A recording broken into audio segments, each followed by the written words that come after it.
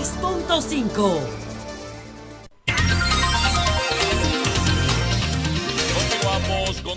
Continuamos en Sol de la Tarde. Bueno, tenemos el privilegio, el gran gusto de tener a un gran profesional residente en Washington, académico, estratega y analista de política desde esa urbe en la Universidad George Washington, ejerce su carrera como catedrático. Y está con nosotros Ricardo Antonio Castillo. Bienvenido a este espacio. Creo que por primera vez, Ricardo, ¿verdad que sí? Alguna vez estuve cuando se podía ir en persona hace unos años, pero bueno, los mando saludos a todos. Ricardo Amado Ángel. Ricardo Amado Castillo. Ricardo, bienvenido. Es un placer conversar con una persona de tu nivel, un gran conocedor de lo que es el marketing político y la estrategia. Y nos gustaría preguntarte la experiencia en un proceso electoral tan atípico, tan sui generis, no solamente por la pandemia, sino por el perfil de los candidatos Donald Trump y Joe Biden. ¿Cómo describir esa experiencia desde el punto de vista del marketing y la estrategia política? Bueno, gracias y saludos a todos de nuevo. Justo hay que comenzar por ahí, ¿verdad? Con dos candidatos muy diferentes que miraron y leyeron de forma diferente la pandemia y miraron y leyeron de forma diferente lo que la gente estaba esperando de un líder en relación a la pandemia, ¿verdad? Porque ese es el corazón de la elección. Una elección de esta naturaleza es un plebiscito sobre Trump. En general, cualquier elección en Estados Unidos en la cual el incumbente quiere reelegirse es un plebiscito sobre el que está en el poder. En este caso aún más, ¿verdad? Porque era un plebiscito sobre Trump, sobre sus resultados, pero sobre todo sobre la gestión de la pandemia. Entonces, ya desde ahí, Biden apuesta, digamos, a convertirse en el hombre que privilegia la ciencia, ¿verdad? Que privilegia la certidumbre, que privilegia la tranquilidad y que de alguna manera apuesta, esa fue su apuesta central de la campaña, a que el relato era Trump falló, ¿verdad? Porque esa era la campaña de Biden. Trump falló en la gestión de la pandemia. Del lado de Trump, después hablamos de los estilos, que también son muy importantes, ¿verdad? Porque Biden hizo una campaña muy calmada, los republicanos le decían que estaba escondido, y Trump termina su campaña a 1000 por hora, ¿verdad? Como un león comiéndose el mundo, con 15 mítines en los últimos 2 días, 6 mítines en Pensilvania, que también tiene consecuencias. A algunos electores esto también les es importante, ¿verdad? Porque Trump transmite fuerza, hay que decirlo. Trump transmite fuerza. Entonces, Trump en cambio, de alguna manera apuesta más que a resolver la pandemia, a decirnos que la pandemia ya pasó, ¿verdad? Que lo importante es recuperar la economía, que ya lo peor de la pandemia pasó, y pues también hay muchos electores que este mensaje lo compran. Hay que decir esto porque hay que salir del análisis de que nada más se centra en quién ganó y quién perdió, como que el que ganó lo hizo todo bien y el que perdió lo hizo todo mal. Yo creo que esa no es la forma correcta de analizar esto porque tenemos un país roto, tenemos un país dividido a la mitad, ¿verdad?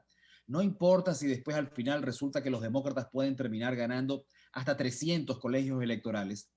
La verdad es que hay un país roto a la mitad, aunque es verdad que los demócratas van a ganar con casi 5 millones de votos de diferencia del voto popular. Hay dos países que les cuesta cada día más entenderse. Pero volviendo al análisis del lado de Trump, Trump es un líder, digamos, que le dice a la gente, lo peor ya pasó, yo hice la economía grande y soy el único que la puede volver a hacer grande, ¿verdad? La estrategia de Trump, ¿en qué se sintetiza? En que él representa la fuerza, la grandeza y que Biden es un hombre débil. Débil por su edad, débil por su capacidad, débil con la izquierda, débil con los chinos, débil contra el crimen. Ese es el mensaje de Trump en resumen.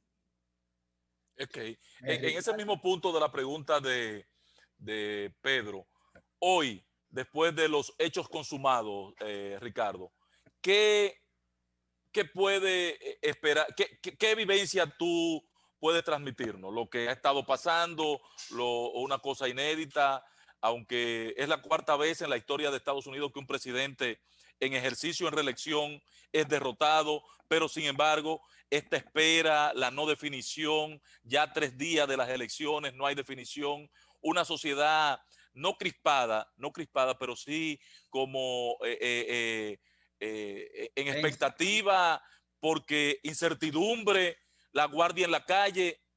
¿Qué lectura le damos a esto? ¿Cómo puede terminar esto esta noche o podemos amanecer mañana cuando sea declarado Biden definitivamente ganador? Yo pienso que estamos peor. Yo pienso que lamentablemente se le ha hecho un daño a la democracia. Pienso que el presidente, en su derecho, quiero pensar, de defender sus votos, ha desacreditado de forma exagerada e innecesaria a las instituciones democráticas y creo que no se da cuenta del costo que tiene esto. Ya habían encuestas antes de la elección de que un porcentaje importante de republicanos ya pensaba que les podían hacer trampa. Hay que entender de que el voto de Trump es una parte importante republicano y otra parte es trumpista, ¿verdad? Es de él. Y ese tipo de personas, lamentablemente, si Biden definitivamente es proclamado, va a quedarse pensado que les robaron la elección. ¿Cuál es la consecuencia de esto, Ángel? Más allá de que, por supuesto, esperamos que no haya violencia en las calles. La consecuencia más grave no es que el presidente no lo asuma, la consecuencia más grave es que la polarización se va a multiplicar más todavía. Claro, se va a agudizar. La consecuencia más grave es que en este país, como en todos, pero en este más, hace falta que después los senadores y los diputados se sienten y se miren a la cara y se pongan de acuerdo con un conjunto de reformas que son necesarias y eso cada día va a ser más complicado, ¿verdad? Eso cada día va a ser más complicado. El Senado todavía no queda claro si los demócratas lo terminan de recuperar o no. Pero pase lo que pase, Biden va a gobernar, digamos, con un país muy dividido. De por sí él ya tiene, digamos, la dificultad de gobernar con una coalición que es una parte progresista y una parte moderada. Mi conclusión es que sí vienen tiempos difíciles. Perfecto. César Cabrera. Sí, dos preguntas, Ricardo. Primero, ¿a qué se debe o cómo se explica que las encuestas fallaran tanto en el porcentaje, tanto las locales, ¿verdad?, las estatales, como la nacional? Y segundo, hay asesores de Trump que ya están hablando de que él puede aspirar dentro de 4 años. Claro que sí. ¿Es cierto eso y qué posibilidad hay de que eso suceda? Vamos con la primera, ¿verdad? Que la segunda, digamos, es un tema más contrafactual. Jurídico. Sí.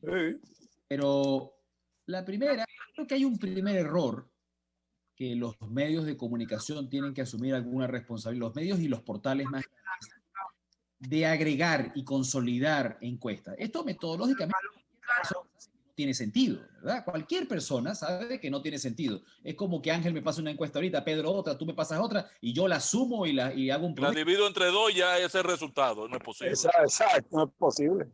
Eso ya de por sí, aunque parezca una exageración, es lo que los grandes portales y muchos medios estaban haciendo, estaban consolidando encuestas. Ya, sí, ahí hay un error, ¿no? Porque estaban mezclando telefónicas con presenciales, con encuestas digitales, entonces ya ahí hay problema. Segundo, yo sí creo que en los 15 días finales la verdad es que las cosas se iban cerrando, ¿verdad? Las cosas se iban cerrando. El presidente venía de atrás, el presidente salió a dar un knockout, ¿verdad? Desde el primer debate, no lo estaba logrando, pero definitivamente le iba subiendo la temperatura, el volumen a su campaña en el territorio, en las redes, en la televisión, asustando, hay que decirlo, pero quitándole lo feo. Dentro de lo que se puede hacer, la campaña de Trump era una campaña sobre el miedo, ¿verdad? Si gana Biden, en Florida viene el socialismo. Si gana Biden, entonces en Pensilvania decían, vas a perder tu empleo porque Biden apoyó los tratados de libre comercio. En España, esto de asustar, y creo que venía cogiendo resultados. Hay un tema que, a ver, entonces, la explicación, ¿no? Hay que corregir, hay que revisar. Ya en el 2016 esto pasó, se suponía que se habían tomado correctivos sobre la base de incluir en la muestra no solamente representación por edad y por nivel económico, sino por nivel educativo. Es un problema que no se veía. Yo creo que todavía las encuestas, César, me parece que lo más importante es que no están entendiendo el voto rural. El voto rural es donde está teniendo más problemas. ¡Qué cosa más extraordinaria! Por todo rojo. Claro. Todo rojo. Donde Trump está arrasando.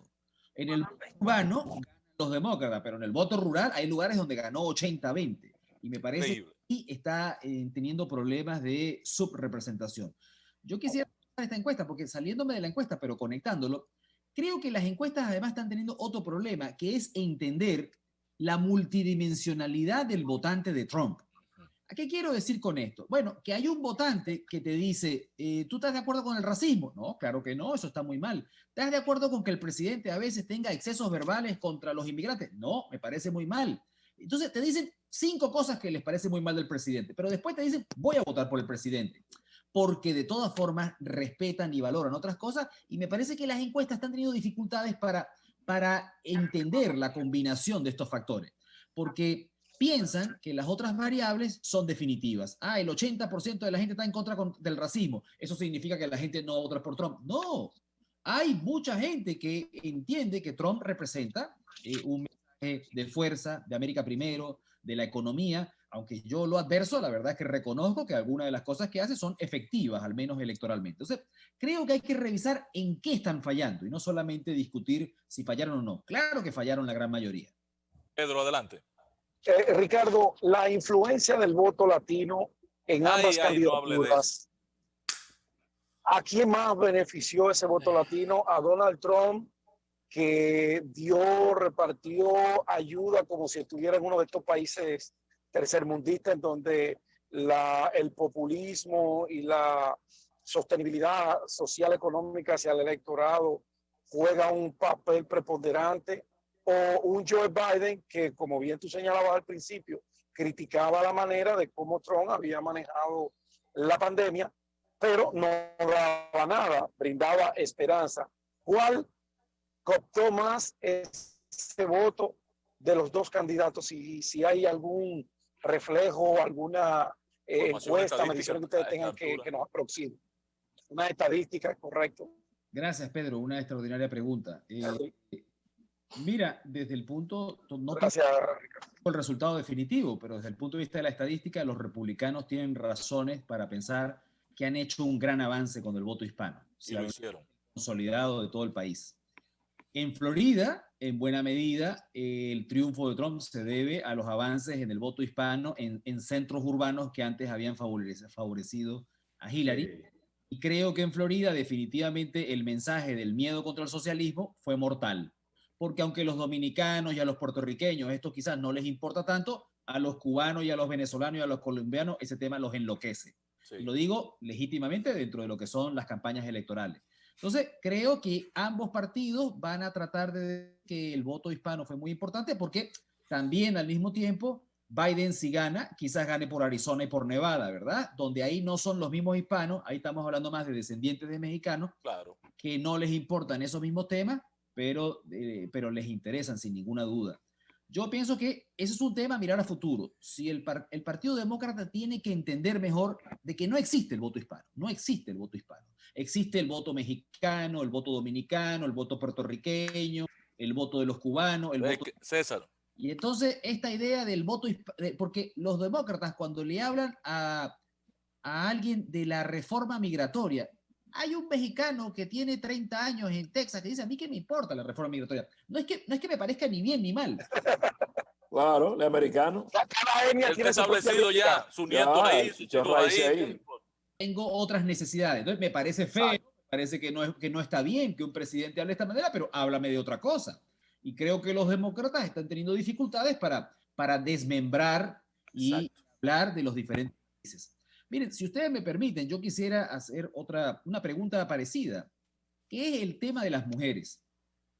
Esta elección, cualquiera que quiera darle una mirada a los resultados, tiene que concluir que si Biden gana es gracias a las mujeres. Hubo un momento en la elección en la cual Biden casi le llevaba 20 puntos de ventaja a... Y en la afroamericana un 90%. Afroamericanas, un 90%.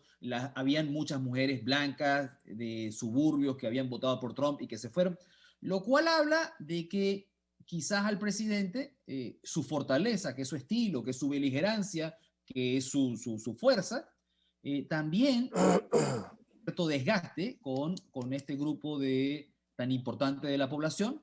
Y repito, ahí la verdad es que si Biden termina de ganar, tendría que darle las gracias a las mujeres y casi que convertir esto en un gobierno de las mujeres. Sí, Ricardo, por último. Ricardo, por mi parte. Sí, Ricardo, te he escuchado con mucho nivel de objetividad planteando las bondades de uno y del otro.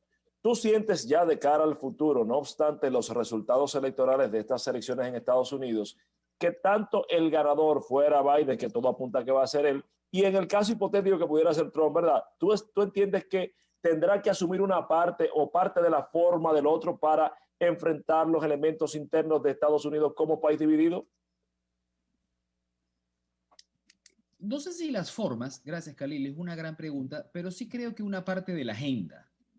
Por ejemplo, los demócratas deberían, y yo pienso que erraron, en un puntito parece que lo iban a hacer, pero lo dejaron, de cooptar el mensaje que algunos le dicen populista, nacionalista, de América primero, ¿verdad?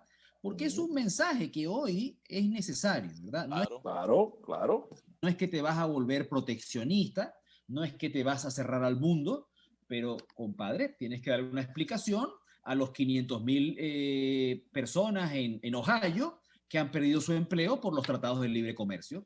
Y no les puedes decir, ay, es que la globalización es muy bonita, ¿verdad? No, espérate, ¿de qué me estás hablando? Si mi papá perdió el trabajo en la fábrica General Motors, mi hermano perdió el trabajo en la fábrica General Motors, están cerrando las pocas plantas que quedan. Entonces, creo que los demócratas todavía tienen una tarea pendiente de utilizar una agenda más fuerte que el presidente la impulsó, y hay que reconocérselo, sobre el tema del empleo, sobre el tema de buscar mejores condiciones para los empleados de la manufactura. Quizás la manufactura no sea el futuro del mundo, pero bueno, hay que darle una solución a la gente que está cerca de ese tipo de empleos. Bien, gracias Ricardo. Aníbal, bueno, gracias Ricardo.